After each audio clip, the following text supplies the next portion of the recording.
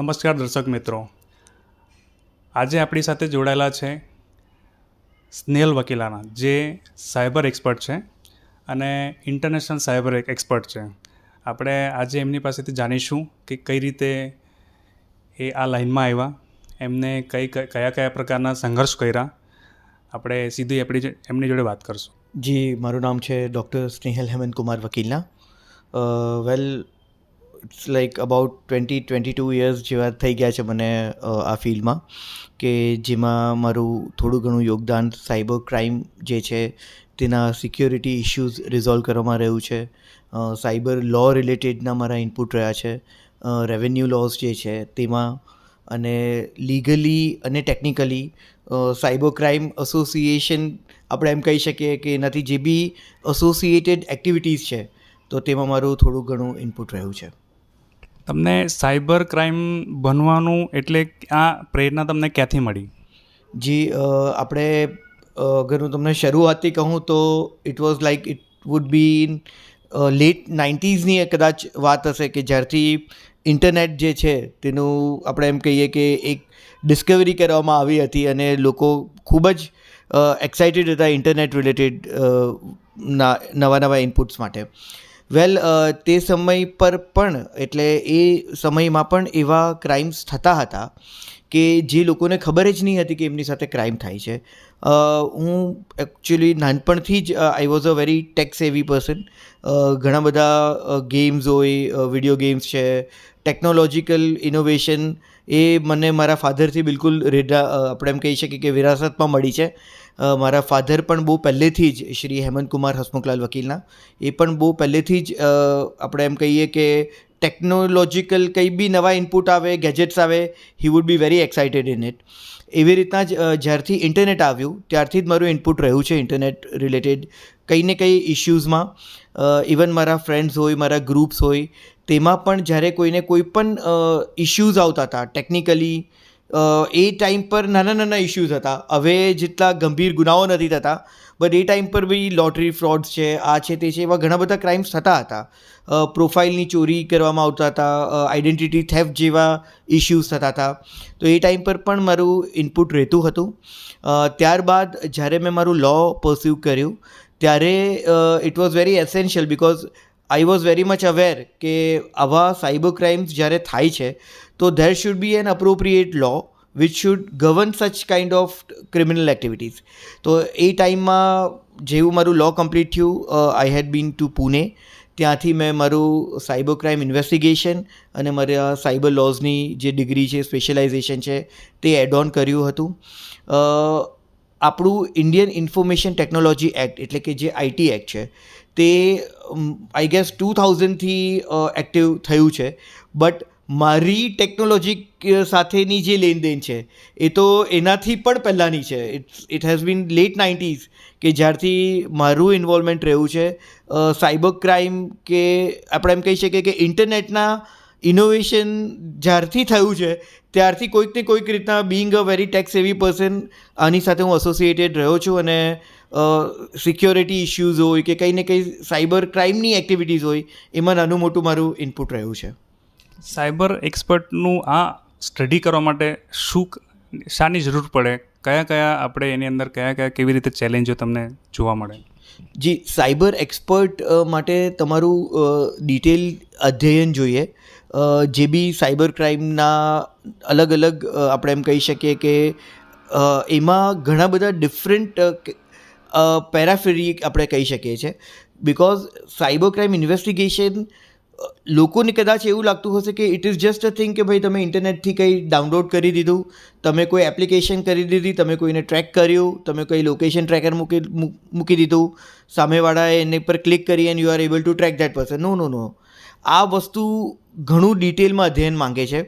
કારણ કે અત્યારે આપણી જે લો એન્ફોર્સમેન્ટ એજન્સીઝ છે, આપણા જે સાયબર ક્રાઇમના ઇશ્યુઝ આપણે જોઈ રહ્યા છે, ઇટ ઇઝ સમથિંગ લાઈક કે આ વસ્તુ અહીંયા ખતમ નથી થતી. ઇટ ઇઝ વેરી ઇમ્પોર્ટન્ટ કે જ્યારે તમે કોઈ બી ક્રાઇમનું ઇન્વેસ્ટિગેશન કરતા હો, કોઈ બી સિક્યોરિટી ઇશ્યુઝ રિઝોલ્વ કરતા હો, અને ક્યારે બી એ વસ્તુ ચેલેન્જ થાય છે ઇન કોર્ટ ઓફ લો, તો તમે એને અપ્રોપ્રિએટલી લીગલી એને આપણે એમ કહી શકીએ કે એ એડમિસિબલ કરાવી શકો in the court of law. It is the main and the most important thing of investigation. એટલે જ્યારે બી કોઈ ઇન્વેસ્ટિગેશન થતું હોય, તમે ડિટેલમાં એનું ડોક્યુમેન્ટેશન કરો, તમે એમાં નેસેસરી કેર રાખો. જ્યારે સાયબર ફોરેન્સિકના ઇશ્યુઝની વાત હોય કે જ્યારે કોઈ ગેજેટ સીઝ કરવામાં આવતું હોય છે, કોઈ ડિવાઇસીસ જે છે તે કોન્ફિસ્કેટ કરવામાં આવતા હોય છે, તો ત્યારે એના તમે પ્રોપર હેશ લો. એનું એક પ્રોસિજર હોય છે કે જેનાથી તમે તબક્કા વાઇઝ એને એક ડિસ્ટિંક્ટિવલી તમે મૂકી શકો, અને એની સાથે અગર કંઈ બી છેડખાની થતી હોય છે તો તમારી જે હેશ વેલ્યુ જ્યારે તમે એને કોન્ફિસ્કેટ કરો છો ત્યારે તમે જે લઉં છો તે ચેન્જ થઈ જશે. એટલે ઇટ ઇઝ વેરી ઇમ્પોર્ટન્ટ કે તમે ડિટેલમાં એનું અધ્યયન કરો અને પછી તમે ઇન્વેસ્ટિગેટિવ જે એજન્સીઝ છે તેમને અસિસ્ટ કરો, અને ધીરે ધીરે તમે એ કોન્ફિડન્સ ડેવલપ કરો કે તમે જાતે as a cyber crime investigator yeah cyber security expert તમારી સર્વિસીસ સોસાયટીને અર્પણ કરી શકો છો. કયા કયા પ્રકારના સાયબર ક્રાઇમના કેસો જોવા મળતા હોય છે? સર, અત્યાર લગીન તો આપણે એમ જોવા જઈએ તો there has been like more than 24 years ઓફ ઇન્ડિયન ઇન્ફોર્મેશન ટેકનોલોજી એક્ટ, કે જે સાયબર ક્રાઇમ રિલેટેડના જે ગુનાઓ છે તેના માટેનું સંક્ષિપ્ત જે બેઝ એક્ટ છે, that is our IT act.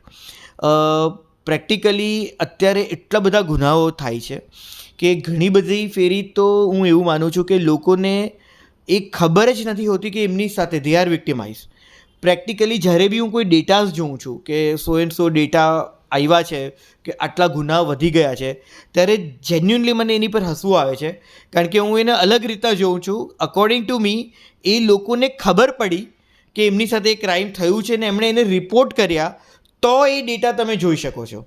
Practically આપણે બધા જ ઇક્વલી વલ્નરેબલ છે સાયબર ક્રાઇમ એટેક્સ ઉપર, અને કશે ને કશે અત્યારે આપણે બધા જ સ્માર્ટફોન યુઝ કરીએ છીએ. So there are an number of crimes. See, અગર સાયબર ક્રાઇમ્સની આપણે વાત કરીએ તો રાઇટ ફ્રોમ આઈડેન્ટિટી થેફ્ટ, અગર મેં તમારો ફોન પૂછ્યા વગર તમારી પાસે પહેલાં તો લઈ લીધો અને ખાલી જોયો, જેને આપણે અનઓથોરાઇઝ એક્સેસ કહીએ છીએ, તો એ પણ એક પ્રકારનું સાયબર ક્રાઇમ થઈ ગયું. ઇન્ડિયન આઈટી એક્ટના હિસાબથી સેક્શન 43 રીડ વિથ સેક્શન 66 એ તમને લાયેબલ કરે છે અપ ટુ 3 year ઇમ્પ્રિઝનમેન્ટ અને ફાઇન, અગર હું તમારા પૂછ્યા વગર તમારા ફોનને ખાલી એક્સેસ કરું છું. એટલે આવા તો ઘણા બધા ક્રાઇમ છે, right from unauthorise access. Similarly identity theft, કે જેમાં તમે કોઈ બીજાની આઈડેન્ટિટી યુઝ કરો છો ડિજિટલી, અને એની આઈડેન્ટિટી યુઝ કરીને તમે કોઈ બી એક્ટિવિટી કરો છો. આ ઉપરાંત સાયબર સ્ટોકિંગ, કે જેમાં તમે ડિજિટલી કોઈનો પીછો કરો છો, તે પણ એક પ્રકારનું સાયબર ક્રાઇમ છે. આ ઉપરાંત એઆઈના ઇનોવેશન બાદ તો there are lots and lots of AI crimes. Similarly અગર આપણે વાત કરીએ તો એવા ઘણા બધા ક્રાઇમ્સ છે કે જે આપણે ફાઇનાન્શિયલ ફ્રોડ તરીકે જોઈ શકીએ છીએ, કે જેમાં તમે સ્પૂફ લિંક્સ, સ્પૂફ પેજ, એના બેઝિસ ઉપર તમે ફિશિંગ એટેક્સ કરો છો, વિશિંગ એટેક્સ કરો છો. સિમિલરલી સોશિયલ એન્જિનિયરિંગની બધી ટેક્ટિક્સ યુઝ કરીને તમે યુઝર પાસેથી જ એની ઇન્ફોર્મેશન લો છો. સો આ બધી જે એક્ટિવિટીઝ છે એ બધી અત્યારે કેટેગરાઇઝ થાય છે under the heading of cyber crimes. આ ઉપરાંત ધેર આર કોલ સ્પૂફિંગ, કે જેમાં હું તમારો જે ફોન છે તેનો નંબર, એટલે કે તમારો કોલર આઈડી યુઝ કરીને કોઈ બીજાને કોલ કરું છું અને તમારા બિહાફમાં ક્રાઇમ કરું છું. That is also a very prevailing cyber crime act આપણે અત્યારે ન્યૂઝપેપરમાં પણ જોઈ રહ્યા છે. અને એઆઈના ઇનોવેશન પછી તો ડીપ ફેકથી લઈને એટલા બધા એક્ટ્સ છે કે જેમાં તમે જૂના જ જે સાયબર ક્રાઇમ થતા હતા બિફોર ધ ઇમ્પ્લિમેન્ટેશન, કે આપણે એમ કહીએ કે discovery of AI modus operandi, એ જ વસ્તુને મેન્યુપ્યુલેટ કરીને એઆઈનું હેલ્પ લઈને તમે ઘણા બધા ક્રાઇમ કરો છો. અત્યારે ક્રિપ્ટોકરન્સી અને બિટકોઇન તે પણ વેરી એક્ટિવલી આપણે લોકો એમાં ઇન્વેસ્ટ કરતા થઈ ગયા છે અલગ અલગ ક્રિપ્ટો એસેટ્સમાં. તો તેના લગતા પણ ઘણા બધા અલગ અલગ સાયબર ક્રાઇમ્સ થઈ રહ્યા છે. સો અત્યારે આ બહુ લાંબો વસ્તુ થઈ જાય છે, but there are so many different cyber crimes, અને તમે પહેલાં તો એને ડિસ્કવર કરો અને પછી તમે એની અંદર તમારો ઇનપુટ આપો. That is very essential. Cyber ક્રાઇમને ઓછું કરવા માટે શું કરવું જરૂરી છે? સર, સાયબર ક્રાઇમને ઓછું કરવા માટે તો ઇટ ઇઝ ઇમ્પોર્ટન્ટ કે સૌથી પહેલાં તો ધ મેઇન ટૂલ અગર આપણે જોઈએ તો ધેટ ઇઝ અવેરનેસ. જ્યારે તમે અવેર થાવ છો કે તમારી સાથે કોઈ ક્રાઇમ થયું છે કે થઈ શકે છે, તો તમને ઇન્ટરેસ્ટ આવે છે એ જાણવા માટે કે કયા કયા ટાઈપના સાયબર ક્રાઇમ થઈ શકે છે. અત્યારે કેવા પ્રવલિત આપણે એમ કહીએ કે સાયબર ક્રાઇમ છે સોસાયટીમાં અને કેવી રીતના એ થાય છે. સિમિલરલી તમે તમારા ગેજેટને, અત્યારે સ્માર્ટફોન ઉપર આપણે બધા ડિપેન્ડન્ટ છે, so it is very important કે તમારું સ્માર્ટફોન જે છે તેને સિક્યોર તમે રાખો. એને સિક્યોર કરવા માટે બી તમે ઇન્ટરનેટ ઉપર ડિપેન્ડન્ટ થઈને અગર કોઈ લિંકથી ક્લિક કરીને અગર જો કોઈ એપ ડાઉનલોડ કરો છો, ફોર એક્ઝામ્પલ એન્ટીવાયરસ માટે તમે કોઈ અનનોન એપ કર્યો, તો you don't know it could B virus itself, અને એનાથી જ તમારા ગેજેટ ઇન્ફેક્ટ થઈ શકે છે અને એના બેઝિસ ઉપર જ તમારી જે પ્રાઇવેટ સેન્સિટિવ કોન્ફિડેન્શિયલ ઇન્ફોર્મેશન છે જે તમારા ગેજેટની અંદર છે એ કોમ્પ્રોમાઇઝ થઈ શકે છે.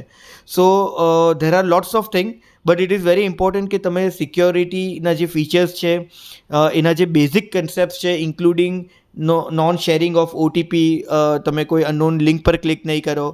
સિમિલરલી તમે કોઈ થર્ડ પાર્ટી એપ્લિકેશન સ્ટોર, એટલે being an Android user it is very important કે તમે એન્ડ્રોઈડ પ્લે સ્ટોરમાંથી જ કોઈ એપ ડાઉનલોડ કરો, અને iOS યુઝર હો તમે તો તમે એપલ સ્ટોરમાંથી જે એપ સ્ટોર છે તેમાંથી જ તમે તમારા જે બી સોફ્ટવેર કે એપ્લિકેશન છે તે ઇન્સ્ટોલ કરો. અનનોન પ્લેટફોર્મ્સથી તમે એ સિક્યોરિટી ફીચર્સ જોયા વગર તમે કોઈ બી એપ ડાઉનલોડ કરી લેશો તો એ બી થર્ડ પાર્ટીને જ એક્સેસ આપશે. So it is very important to be aware અને to understand different types of cyber crimes. જી સર. લોના અભ્યાસમાં આ વિષય આવે છે તો કેટલું મહત્ત્વ છે, શું છે? સર, અત્યારે આપણે એમ જોઈ રહ્યા છે કે ધીરે ધીરે આપણે એક એવા ફેઝમાં આવી ગયા છે કે જેમાં ટેકનોલોજી અત્યારે એમ કહી શકીએ કે સેન્ટર છે. સો તમે રેવન્યુ ડિપાર્ટમેન્ટ લઈ લો, તમે લીગલ મશીનરી લઈ લો, તમે લો એન્ફોર્સમેન્ટ એજન્સીઝને લઈ લો, તમે કોઈ પણ ફિલ્ડમાં, તમે મેડિકલ ફિલ્ડ લઈ લો, તમે you talk about any field, but બધે અત્યારે ડિજિટલાઇઝેશન થઈ ગયું છે. સો જ્યાં ડિજિટલાઇઝેશન આવે, ઇન્ટરનેટ આવે, આપણે એમ કહીએ કે નોન પેપર ડેટા આવે, તો આ બધી જ વસ્તુ કોમ્પ્રોમાઇઝ થવાના ચાન્સીસ આવે, મેન્યુપ્લેટ થવાના ચાન્સીસ આવે. સો it is very important to understand કે ટેકનોલોજીના રિલેટેડના જે લોસ છે તેનું અધ્યયન કરવું બહુ જ જરૂરી છે. અત્યારે ઘણી બધી એવી કોલેજીસ છે, હું બિલકુલ અહીંયા નામ દેવા નથી માંગતો, જેમાં હજુ બી Indian information technology act which is the base of cyber laws એ એઝ અ સબ્જેક્ટ નથી ભણાવવામાં આવતું. અત્યારે ઘણી બધી યુનિવર્સિટીઝ છે કે જેમાં એઝ અ સબ્જેક્ટ એને બહુ સારી રીતના ઇન્ક્લુડ કરવામાં આવે છે, બિકોઝ કે along with other traditional laws તમે it is very important to add IT act. અને હવે તો આપણે એમ કહી શકીએ છીએ કે એવિડન્સ બી જે છે તે બી ડિજિટલ ફોર્મમાં તમને મળે છે. જ્યારે તમે કંઈ કોન્ફિસ્કેટ કરો છો, કંઈ પુરાવો તમે મૂકવા માંગો છો, એ બી ડિજિટલાઇઝ છે. સો આપણું હવે જે લીગલ ઇન્ફ્રાસ્ટ્રક્ચર છે એ totally it is dependent on digital thing.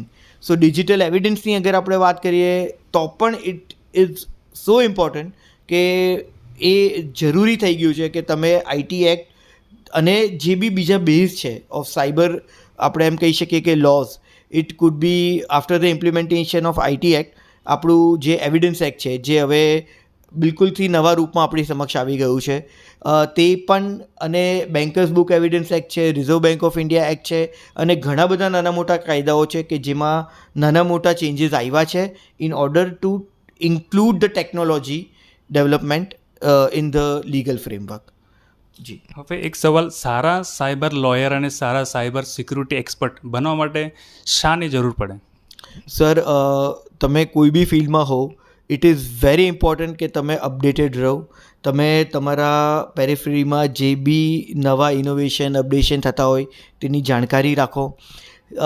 Lawyer બનવા માટે કે સારા સાયબર લોયર કે સાયબર સિક્યોરિટી એક્સપર્ટ બનવા માટેના જે ક્વોલિફિકેશન છે એ તો તમે લઈ લીધા, પણ તમારી જે ફાઇટ છે તે અહીંયા પૂરી નથી થતી. It needs a constant state of updation. Every time you need to be updated with the latest modus operandi, અલગ અલગ ક્રાઇમ્સની, અલગ અલગ ટેકનોલોજીકલ ઇનોવેશનની કે જે યુઝ થઈ શકે છે કે યુઝ થતી હોય છે.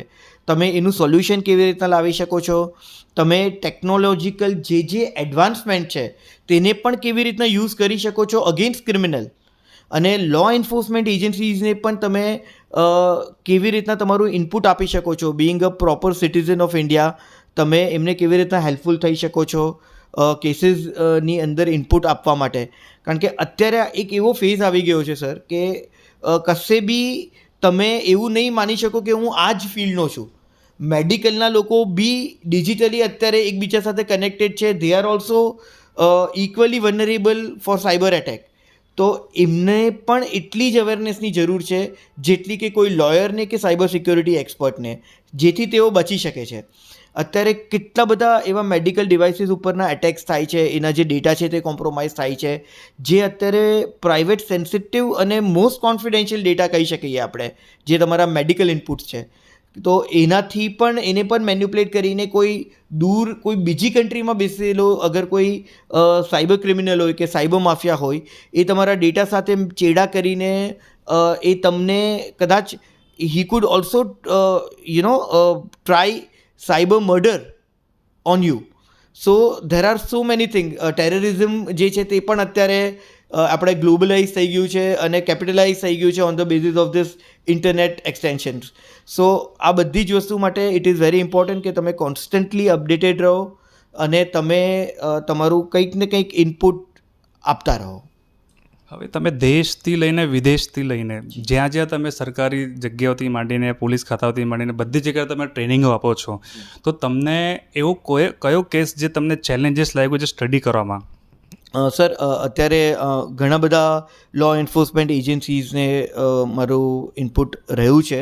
સાયબર ક્રાઇમ છે, ડિજિટલ એવિડન્સ છે, સિક્યોરિટી ઇશ્યુઝ છે, તેના માટે અત્યારે કેસીસ ઘણા બધા આવે છે. બટ જે કેસીસ હાઇલાઇટ નહીં થયા હોય, એટલે એવા કેસીસ ઉપર પબ્લિકની અવેરનેસ ઘણી ઓછી હોય કે જેના બેઝિસ ઉપર સાયબર ક્રિમિનલો તેમને બહુ ઇઝીલી વિક્ટિમાઇઝ કરી શકે છે. કેસીસ ઘણા બધા છે સર, પણ અત્યારે because of the time constraint હું તમને ઇઝી લેંગ્વેજમાં કહી શકું છું તેવા એકાદ બે સ્ટોરી ફોર્મમાં હું તમને કેસીસ કહી દઉં છું કે જે કદાચ તમને એવું લાગશે કે ઇટ ઇઝ અ થિંગ કે જેના માટે લોકોની અવેરનેસ જરૂરી છે.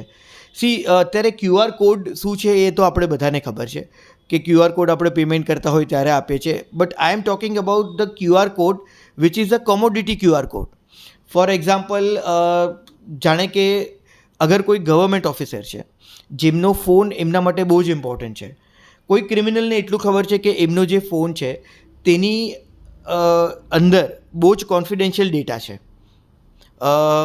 May be it could be a possibility કે એ જે ઓફિસર હોય તે કોલ રેકોર્ડિંગ કરતા હોય, તો પછી એક કોલ અગર એમનો ફોન તમે કોમ્પ્રોમાઇઝ કરી દીધો તો એ જે રેકોર્ડિંગ છે એ પણ તમે સાંભળી શકશો. એટલે ડાયરેક્ટલી ઇનડાયરેક્ટલી એને ટોટલી એની બધી જ એક્ટિવિટી તમે મોનિટર કરી શકશો. હવે એવું કંઈક થઈ શકે કે કદાચ કાલ ઉઠીને કોઈક એપ્લિકેશન ડેવલપ કરવામાં આવે અને કોઈ ચાઇનીઝ ટોય સાથે એને એસોસિએટ કરવામાં આવતું હોય. એ જે ટોય છે એ એમના સન માટે તમે એઝ અ ગિફ્ટ કુરિયર કરો. જ્યારે એ સન, because it is fully paid, એટલે આપણે આવા અનનોન કુરિયર એક્સેપ્ટ કરી લઈએ છીએ. જ્યારે બી એમનો સન કદાચ વેલ વિશર કરીને પણ એ કુરિયર આપવામાં આવતું હોય, ગિફ્ટ તરીકે આપવામાં આવતું હોય, તો જ્યારે બી એ જે મેન્યુઅલ છે, એટલે જ્યારે એ ટોય તમે એને ઓપન કરો છો, એક બહુ સારું એજ્યુકેશનલ ટોય તમે જોવો છો, જે સમજવા માટે કે ઓપરેટ કરવા માટેનું એક મેન્યુઅલ હોય છે, જે મેન્યુઅલ તમે QR કોડ સ્કેન કરીને જ જોઈ શકો છો. એટલે જ્યારે બી આવી કઈ વસ્તુ થતી હોય છે તો ત્યારે એ QR કોડ સ્કેન જ્યારે તમે કરો છો તો એ manual in the form of application તમે તમારા મોબાઈલની અંદર, બટ ઓબ્વિયસ છે કે પેરેન્ટ્સ જ પોતાના મોબાઈલ યુઝ કરશે અગર એ કિડ એમનું ઘણું નાનું હોય, એની પાસે પોતાનો ફોન નહીં હોય, અને પછી જેવી એ એપ્લિકેશન એમણે ઇન્સ્ટોલ કરી, સો એમનો ફોન કોમ્પ્રોમાઇઝ થઈ ગયો. એટલે એમના બધા જ private sensitive confidential data including his gallery, his SMS, his OTPs, his bank transactions, everything is accessible to the developer of that application. એટલે આવા કેસીસ થતા હોય છે જે લોકોને પણ નથી ખબર કે એમની સાથે કરવામાં આવ્યા છે કે થયા છે. સો મારા માટે ચેલેન્જિંગ કેસીસ એ જ હોય છે કે જે માટેની અવેરનેસ ઘણી ઓછી હોય છે પબ્લિકમાં. સો હું જ્યારે આવા કોઈ કેસીસને ફેસ કરતો હોઉં છું ત્યારે ઇટ ઇઝ વેરી ઇમ્પોર્ટન્ટ કે હું being a tech savvy person કે સાયબર લોયર મારા ઇનપુટ્સ પબ્લિકમાં પણ આપું કે જેનાથી તેઓ પણ અવેર થાય અને આવી ઘણી બધી વસ્તુને અવોઇડ કરી શકે જેનાથી તેઓ સચેત રહી શકે છે આવા ક્રાઇમ્સ વિરુદ્ધ. હવે આ સાયબર ક્રાઇમના કેસો વધી રહ્યા છે, એનું મુખ્ય કારણ શું બની શકે છે? એને કઈ રીતે આપણે ઓછું કરી શકાય અને કેમ સામે એટલે આવતા તો હોય છે કેસો તો બનતા તો હોય છે, પણ આપણે એને કેવી રીતે આપણે એનું સોલ્યુશન લાવી શકીએ? ઘણી બધી ફેરી છે ને તે તમારી સાથે નાના નાના ક્રાઇમ્સ થાય છે. મેઇન આપણે જે મુદ્દો છે દેટ ઇઝ અનઅવેરનેસ. પહેલાં તો લોકોમાં એ જાગૃતતા આવવી જોઈએ કે એ વિક્ટિમાઇઝ થયા છે, એમની ઉપર ક્રાઇમ થયા છે. પછી અગર કોઈ બહુ નોમિનલ ક્રાઇમ બી થયું હોય તો તેઓ એમને લેટ ગો કરી દે છે, એમને જવા દે છે. સો આ વસ્તુ નહીં હોવી જોઈએ. જ્યારે બી તમારી સાથે કોઈ બી ક્રાઇમ થાય, be very well aware and alert કે તમે એને રિપોર્ટ કરો. જ્યારે હવે તો we have our cyber crime cells. એક જમાનામાં તો આપણી પાસે સાયબર સેલ્સ પણ નહીં હતા. તો અત્યારે આટલી બધી ફેસિલિટીઝ તમને હેલ્પફુલ થવા માટે ગવર્મેન્ટ જ્યારે તમને આપતી હોય છે, આટલી એફિશિયન્ટ મશીનરીઝ આપતી હોય છે, તો ઇટ ઇઝ વેરી ઇમ્પોર્ટન્ટ કે તમે જે બી કોઈ ક્રાઇમ થયું હોય એ તમે ઇન્ફોર્મ કરો. Secondly it is very important કે તમે સમજો કે કેવા કેવા ક્રાઇમ્સ થાય છે. જ્યારે બી કોઈ લિંક આવી જતી હોય છે અને લોકો એની પર ક્લિક કરે છે તો it could be the possibility કે લિંક સ્પૂફ છે કાં તો એ મેન્યુપ્યુલેટેડ લિંક છે. બેઝિક લેવલનું અવેરનેસ ઇઝ ઇમ્પોર્ટન્ટ. તમે સાયબર ક્રાઇમના સેમિનાર્સ અટેન્ડ કરો, એના શોઝ જુઓ, એના શોઝને પ્રમોટ કરો અને તમે જાતે બી તમારા ગેજેટને સુરક્ષિત રાખો. અને સૌથી ઇમ્પોર્ટન્ટ વસ્તુ છે કે તમારા ફોનમાં એક legitimate anti malware application which is a license version એ તમે ઇન્સ્ટોલ કરો. લાઇસન્સ વર્ઝન એટલે કે કાલ ઉઠીને તમે કોઈક એવી ઇસ્યુ થયું તો you have a backing of that company. Similarly banking fraud માટે ઇટ ઇઝ વેરી ઇમ્પોર્ટન્ટ. અત્યારે તમારો ફોન એ જ તમારી તિજોરીની ચાવી છે, કારણ કે સ્માર્ટફોન આપણે બધા યુઝ કરીએ છીએ. અત્યારે ઇટ ઇઝ વેરી ઇમ્પોર્ટન્ટ કે સૌથી પ્રથમ વસ્તુ તો એ છે કે આપણે 2 સ્ટેપ વેરિફિકેશન હરેક આપણા ટ્રાન્ઝેક્શન્સમાં પણ તો યુઝ કરીએ જ, બટ આપણા સોશિયલ મીડિયા અકાઉન્ટ્સમાં પણ ઇટ ઇઝ ઇમ્પોર્ટન્ટ કે આપણે મિનિમમ 2 સ્ટેપ વેરિફિકેશન યુઝ કરીએ. આમાં લોકોને એવું લાગે છે કે 2 સ્ટેપ વેરિફિકેશન આવી ગયું એટલે we are safe, but it is not that. તમે તમારા ફોનનો અગર એક્સેસ તમારા ટેક્સ્ટ મેસેજનો કે તમારા વોટ્સએપનો કે તમારા કોઈ બી મેસેન્જરનો એક્સેસ કોઈ થર્ડ પર્સન પાસે છે, તો જ્યારે એના કોડ્સ આવતા હોય છે તો પેરેલલી એ પોતાના ગેજેટમાં પણ એને જોઈ શકે છે. So it is so challenging કે 2 સ્ટેપ ફેક્ટર ઓથેન્ટિકેશનની સાથે સાથે તમારું જે ગેજેટ છે એને પણ ઇક્વલી સિક્યોર રાખો કે જેનાથી એનું એક્સેસ ખાલી તમારા પૂરતું છે. એટલે આવા ઘણા બધા ક્રાઇમ્સ જે અત્યારે થાય છે તેના માટે તમે અવેર રહો, અલર્ટ રહો, તમારા ગેજેટને તમે સુરક્ષિત રાખો. અને અત્યારે after the innovation of AI તમે ઇટ ઇઝ વેરી ઇમ્પોર્ટન્ટ કે તમે એ સમજો કે કેવા ક્રાઇમ્સ થાય છે. ઘણી બધી ફેરી તમારા કોઈ સ્વજનનો ફોન તમારી પર આવતો હોય અને તમે એના વોઇસને સાંભળીને તમને અગર એવું લાગે કે આ એ જ છે તો that is not the case. તમે વેરીફાઈ કરો. ઘણી બધા એવા કેસીસ હોય છે, ડીપ ફેક વિડીયોઝ જે છે, ફેક ન્યૂઝ છે, આ બધી જ વસ્તુ અત્યારે એટલી બધી રીતના પ્રિવેલિંગ છે કે આ વસ્તુને નિયંત્રણ કરવી ખૂબ જ જરૂરી છે. અને એના માટે તમે કોઈની ઉપર ડિપેન્ડન્ટ નહીં રહી શકશો. એના માટે તમને જ અવેર થવાની જરૂર છે, લિટરેટ થવાની જરૂર છે અને તમારા ગેજેટને અને હરેક વસ્તુને સુરક્ષિત રાખવાની જિમ્મેદારી તમારી જ છે. So it is very important to be literate and be cyber secure. હવે તમારું એક્સપિરિયન્સની વાત કરીએ તો તમે કઈ કઈ જગ્યા પર તમે ટ્રેનિંગ આપી ચૂક્યા છો, દેશ વિદેશમાં, ત્યાં કઈ કઈ રીતનું તમને એવોર્ડ મળ્યા છે, કેવી રીતે તમારું ત્યાં અનુભવ રહ્યું છે? સર એમ અગર આપણે જોવા જઈએ તો લાઈક મોર દેન 22-23 યર્સ અને પ્રેક્ટિકલી સ્પીકિંગ તો આપણે લેટ 90sની અગર આપણે વાત કરીએ તો મોર દેન 28 years જેવો મારો એક્સપિરિયન્સ છે ઇન સિક્યોરિટી ઇશ્યુઝ. સી અત્યારે મારી નાની મોટી જે કેપેબિલિટીઝ છે તેના હિસાબથી હું હંમેશા ટ્રાય કરતો હોઉં છું કે અલગ અલગ લો એન્ફોર્સમેન્ટ એજન્સીઝ છે, જે it could be the revenue department, it could be the આપણે એમ કહી શકીએ કે જ્યુડિશિયલ ઓફિસર્સ હોય જેમને હું લીગલ ટ્રેનિંગ આપી શકું. સિમિલરલી અમુક જગા હોય જ્યાં મારી ટેકનિકલ અસિસ્ટન્ટની જરૂર હોય, તો ઘણી બધી લો એન્ફોર્સમેન્ટ એજન્સી સાથે મારું ઇનપુટ રહ્યું છે. એમને જ્યાં જ્યાં અગર એ મારી ડિરેક્શન એક્સપેક્ટ કરતા હોય તો being a law abiding citizen I try my best to give my input. Police department સાથે લાઈક સિન્સ અબાઉટ 17-18 years કે એનાથી પણ વધારે હશે કે જ્યારથી હું મારું ઇનપુટ આપું છું, જ્યાં બી એમને જરૂર પડે, અગર તેઓ મને યાદ કરે તો technically as well as legally હું મારું ઇનપુટ એમને આપું છું. ઘણા બધા સિટીઝની બદલે હું કદાચ સ્ટેટ્સની વાત કરીશ, કારણ કે ગુજરાત છે, મહારાષ્ટ્ર છે, રાજસ્થાન છે, ઇવન કેરેલા, કર્ણાટકા, તામિલનાડુ, એ બધાની જ અલગ અલગ પોલીસ ડિપાર્ટમેન્ટ છે કે જ્યાં જ્યાં જેઓએ મને જ્યારે બી યાદ કર્યો હોય, જે બી માધ્યમથી યાદ કર્યો હોય, હું એમને લેક્ચર્સ પણ આપું છું, હું એમને ગાઈડ બી કરું છું, અને સેમિનાર્સ અગર જરૂરત હોય તો હું મારું ઇનપુટ એમાં પણ આપું છું, અવેરનેસ પ્રોગ્રામ્સમાં.